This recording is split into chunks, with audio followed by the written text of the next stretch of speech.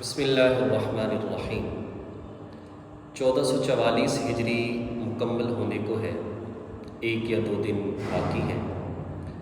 اور 1445 ہجری کا آغاز ہونے والا ہے جو کہ محرم الحرام سے ہوتا ہے۔ اس حوالے سے ہجری سال کی تاریخ کیا ہے، کس انداز سے اور ہجری ہی سے اس کا آغاز کیوں کیا گیا، اور دوسرا یہ ہے کہ ہمیں اسلامی سال کا آغاز کیسے کرنا چاہیے، اور تیسرا یہ ہے کہ اسلامی تاریخ جو ہے جو چاند کے ساتھ اس کو جوڑا گیا تو اس کا فائدہ کیا ہے۔ تو سب سے پہلی بات، ہجری کیلنڈر کا جو آغاز ہے اس کو ہجری کیوں کہا جاتا ہے؟ دراصل ہجرت کا جو واقعہ ہے اس واقعے سے اس کا آغاز کیا جاتا ہے، اور اس کی بنیادی وجہ یہ ہے، حضرت عمر فاروق رضی اللہ تعالیٰ عنہ کے زمانے میں جب 21 ہجری چل رہا ہے تو اس وقت میں ایک تحریر آئی حضرت عمر فاروق رضی اللہ تعالیٰ عنہ کے پاس۔ اس میں کچھ باتیں تو لکھی ہوئی تھی لیکن تاریخ کی جگہ پر صرف شعبان لکھا ہوا تھا۔ حضرت عمر فاروق رضی اللہ تعالیٰ عنہ نے فرمایا کہ شعبان سے کیا مراد ہے، یعنی موجودہ شعبان مراد ہے یا گزشتہ شعبان مراد ہے؟ تو اس وجہ سے آپ نے فرمایا کہ چونکہ تاریخ کا صحیح تعین نہیں ہوتا تو اس لیے مجلس شورا طلب کی اور مشاورت ہوئی، صحابہ کرام سے رائے لی گئی کہ ایک تاریخ کا اجرا ہونا چاہیے، یہ کہاں سے ہو؟ تو مختلف صحابہ کرام نے مختلف آراء پیش کی۔ کچھ نے کہا نبی پاک صلی اللہ علیہ وسلم کی پیدائش سے شروع کر دیا جائے، کچھ نے کہا فتح مکہ سے آغاز کر دیا جائے، کسی نے کہا نبی علیہ السلام کی وفات سے آغاز کر دیا جائے۔ حضرت علی رضی اللہ تعالیٰ عنہ نے عرض کیا کہ میرے ذہن میں یہ بات آ رہی ہے کہ ہجری تاریخ یعنی اسلامی تاریخ کا آغاز ہجرت کے واقعے سے کیا جائے، اور اس کی وجہ سامنے یہ آئی کیونکہ اگر ہم دیکھتے ہیں نبی علیہ السلام کے پیدائش کے واقعے سے آغاز اس کو منایا جائے، اس کو دیکھا جائے تو وہ تو پھر عیسائیت میں بھی ہے، اور اسی طریقے سے اگر وفات کو دیکھتے ہیں تو پھر یہ غم تازہ ہوتا رہے گا، اور اسی طرح سے دیگر واقعات کو دیکھتے ہیں تو کوئی ایسی خاص بات سمجھ میں نہیں آتی۔ تو ہجرت کا جو واقعہ ہے اس سے اگر آغاز کیا جائے تو اس سے یہ بات سمجھ میں آتی ہے، اس لیے کہ یہ ایسا واقعہ ہے کہ جس سے مسلمانوں کو آزادانہ عبادت کرنے کا موقع ملا،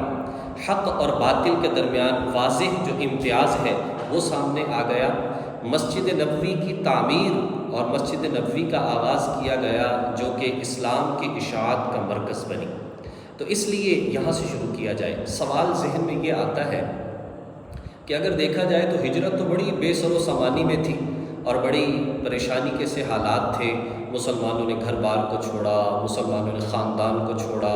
مسلمانوں نے اپنی جائیداد کو چھوڑا، بہت پریشانی اور بڑے ظلم و ستم برداشت کیے، اور آج وہ اس جگہ کو چھوڑ کر یہاں سے جا رہے ہیں۔ تو اس کو کیسے ایک آزادانہ اور کیسے اس کو خوشی کا موقع کہا جا سکتا ہے؟ اس بات کو سمجھنے کے لیے آپ تھوڑا واقعہ حدیبیہ جو ہے وہاں پر اگر نظر ڈالیں گے تو یہ بات سمجھ میں آئے گی کہ حدیبیہ کے موقع پر جب مسلمان جاتے ہیں، نبی علیہ السلام جاتے ہیں تو آپ کو منع کر دیا گیا، جی آپ عمرہ نہیں کر سکتے، آپ واپس چلے جائیں، آئندہ سال آئیں گے، صرف 3 دن کے لیے آئیں گے، عمرہ کریں گے، واپس چلے جائیں گے، کوئی ہتھیار لے کر ساتھ نہیں آئیں گے۔ اور پھر اس سے بڑھ کر اگر کوئی شخص مکہ مکرمہ سے مدینہ جاتا ہے مسلمان ہو کر تو آپ واپس کریں گے، لیکن اگر کوئی مدینہ سے واپس مکہ آتا ہے تو ہم واپس نہیں کریں گے۔ تو اس جیسی شرائط تھی، اور اس وقت میں مسلمان یہ ہجرت کر رہے ہیں تو وہاں یہ صورتحال سامنے آتی ہے کہ یہ بھی سراسر بے سر و سامانی کی سی حالت تھی، مسلمانوں کی بڑی عجیب کیفیت تھی، لیکن بات یہ ہے کہ مسلمان واپس جا رہے ہیں اور آیات کیا نازل ہو رہی ہیں؟ انا فتحنا لک فتحا مبینا، ہم نے آپ کو فتح مبین عطا فرمائی ہے۔ گویا کہ واقعہ حدیبیہ پیش خیمہ بنا مکہ مکرمہ کے فتح ہونے کا۔ بالکل اسی طریقے سے ہجرت کا جو واقعہ ہے بہت عجیب کسی کیفیت ہے، لیکن یہ ہجرت ہو گئی ہے تو پہلی ایک دیکھا جائے تو اسلامی حکومت کی بنیاد بھی بنی، مسلمانوں کو آزادانہ عبادت کرنے کا موقع بھی ملا، مسجد نبوی کی بنیاد بھی رکھی گئی، اسلام کی اشاعت کا مرکز بھی بنی، اور اسلام بڑی تیزی کے ساتھ پھیلنا شروع ہوا۔ تو لہٰذا گویا کہ دیکھا جائے تو ہجرت کا جو واقعہ ہے ایک بڑا اجاگر قسم کا واقعہ ہے،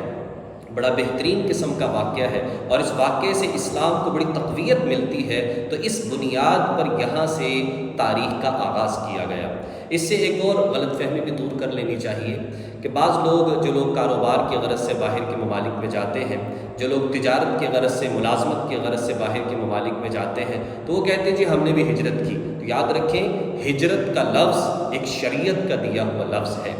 تو اس کے لیے ہم اپنے کاروبار، ملازمت، اگرچہ رزق حلال کمانا اور اس کے لیے باہر جانا بالکل جائز ہے، اور رزق حلال کمانا ایک عبادت بھی ہے، لیکن اس کو ہم ہجرت نہیں کہہ سکتے۔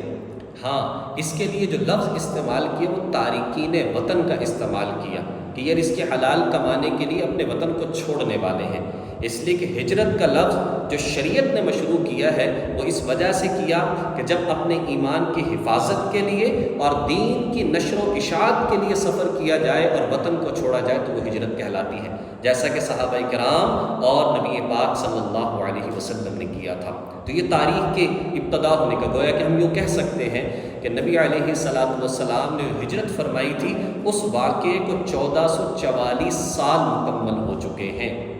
اور 1445واں سال جو ہے اس کا آغاز ہونے والا ہے، اور محرم الحرام سے اس سال کا آغاز ہوتا ہے، اور محرم الحرام یعنی مہینوں کا 12 ہونا یہ بہت پہلے سے یہ سلسلہ چلا آ رہا تھا، بہت پہلے سے 12 مہینوں کا سلسلہ اور محرم سے اس کا آغاز ہونا اور 4 مہینوں کا حرمت والا ہونا یہ پہلے سے سلسلہ چل رہا تھا، بس تاریخ کا آغاز کیا گیا۔ نئے سال کا ہمیں کس انداز سے آغاز کرنا چاہیے، ابتدا کرنی چاہیے، نبی علیہ السلام سے مکمل تعلیمات ملتی ہیں۔ سب سے پہلی بات تو یہ ہے چاند دیکھنے کا اہتمام کیا جائے،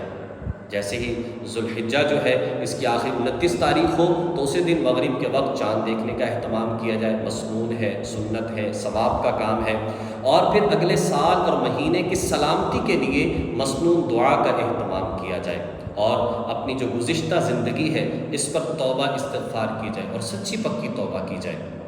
سچی توبہ حدیث میں آتا ہے، یعنی ایسی توبہ کہ جس میں انسان جس گناہ سے یا تمام گناہوں سے توبہ کر رہا ہے تو سب سے پہلی بات ان یقلع عن المعصیہ، گناہ کو چھوڑ دے، دوسری بات ان یندم علیہا، ندامت اور افسوس بھی ہو کہ میں نے گناہ کیوں کیے، اور تیسری بات ان یعزم عزما جازما الا یعود الی مثلھا ابدا، پکا عزم کرے یا اللہ آئندہ نہیں کروں گا۔ ایسی توبہ قابل قبول ہے، ایسی توبہ ایک نمبر توبہ ہے، اور ایسی توبہ ٹوٹتی بھی رہے تو اللہ تبارک و تعالیٰ اس کو پسند فرماتے ہیں، اسی لیے کہا ان اللہ یحب التوابین، اللہ توبہ کرنے والوں کو بڑا پسند فرمانے والا ہے۔ اور آخری بات اس کے اندر یہ ہے کہ فائدہ کیا ہے، یہ جو ہجری تاریخ ہے اس کا اگر ہم آغاز کرتے ہیں یا اس کے حساب سے چاند کے اعتبار سے اپنے معاملات کو دیکھتے ہیں تو اس کا فائدہ کیا ہے؟ تو سب سے پہلا فائدہ تو یہ ہے کہ فرض کفایہ ادا ہوتا ہے۔ حضرت تھانوی رحمۃ اللہ علیہ نے فرمایا ہجری تاریخ کو یاد رکھنا اور ہجری تاریخ سے اپنے معاملات کو طے کرنا یہ فرض کفایہ ہے، مطلب یہ ہے اگر کوئی بھی نہیں کرے گا تو سب گنہگار ہوں گے، اور محلے میں سے، علاقے میں سے چند لوگ بھی کر رہے ہیں تو سب کی طرف سے یہ فریضہ ادا ہوتا چلا جائے گا۔ اس سے ہمیں جو ہے شکر ادا کرنا چاہیے مدارس والوں کا جو اپنے معاملات کو ہجری تاریخ کے ذریعے سے ترتیب دیتے ہیں اور ہم گنہگار ہونے سے بچ جاتے ہیں۔ فائدہ یہ ہے کہ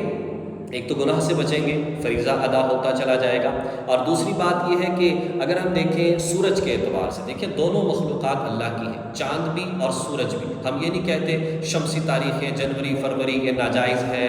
کفر ہے، غلط ہے، حساب نہیں لگانے چاہیے، ایسی بات نہیں، لیکن آپ اس چیز کو دیکھیں کہ سورج کو دیکھ کر تاریخ کا اندازہ نہیں لگایا جا سکتا، جبکہ چاند کو دیکھ کر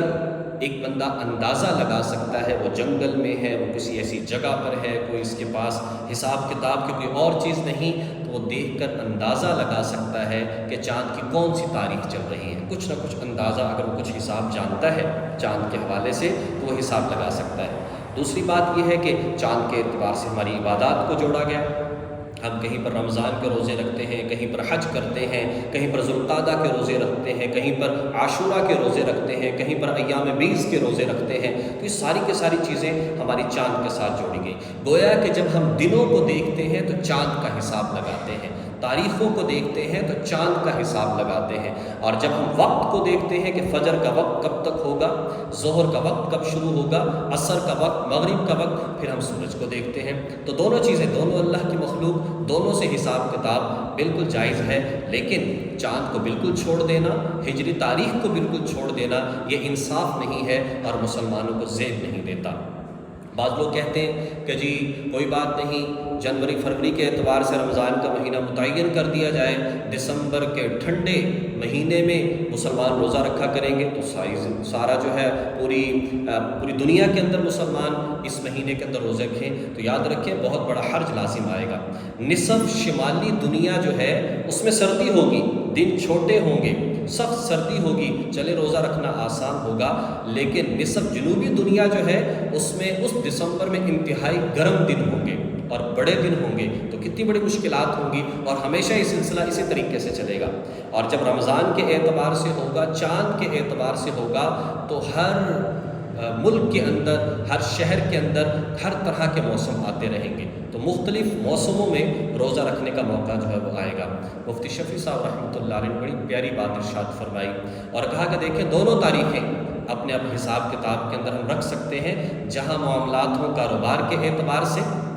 جہاں معاملات ہوں لین دین کے اعتبار سے، وہاں آپ جنوری فروری شمسی تاریخوں کو چلائیں، لیکن جہاں عبادات کے معاملات ہوں وہاں پر کبھی کبھی قمری تاریخ کو دیکھ لیا کریں، رمضان میں، ذوالحجہ میں، ذوالقعدہ میں، عاشورہ میں، اور صحابہ کرام کی شہادتیں ہیں، خاص واقعات ہیں، تو ان واقعات میں چاند کی تاریخوں کو بھی دیکھ لیا جائے، تو دونوں تاریخیں ہمیں یاد بھی رہیں گی، دونوں تاریخوں سے ہمارا تعلق بھی رہے گا، کوئی پریشانی بھی نہیں ہوگی، اور ہمیں ثواب بھی ملتا رہے گا، اور ہم ایک کہہ سکتے ہیں کہ ہم مسلمان ہیں اور اسلامی تاریخ اس کے ساتھ ہمارا تعلق بھی ہے۔ ورنہ ایسا نہیں ہے کہ ہم یوں کہیں کہ جی وہ غیر مسلموں کی تاریخیں ہیں اور یہ مسلمانوں کی تاریخ ہے، تو ایسی بات نہیں ہے، بس دونوں اللہ کے مخلوق اور دونوں کے ساتھ اوقات کو جوڑا گیا ہے۔ اللہ تبارک و تعالی ہمیں ان تمام باتوں کا اہتمام کرنے کی توفیق عطا فرمائے۔ وآخر دعوانا ان الحمد للہ رب العالمین۔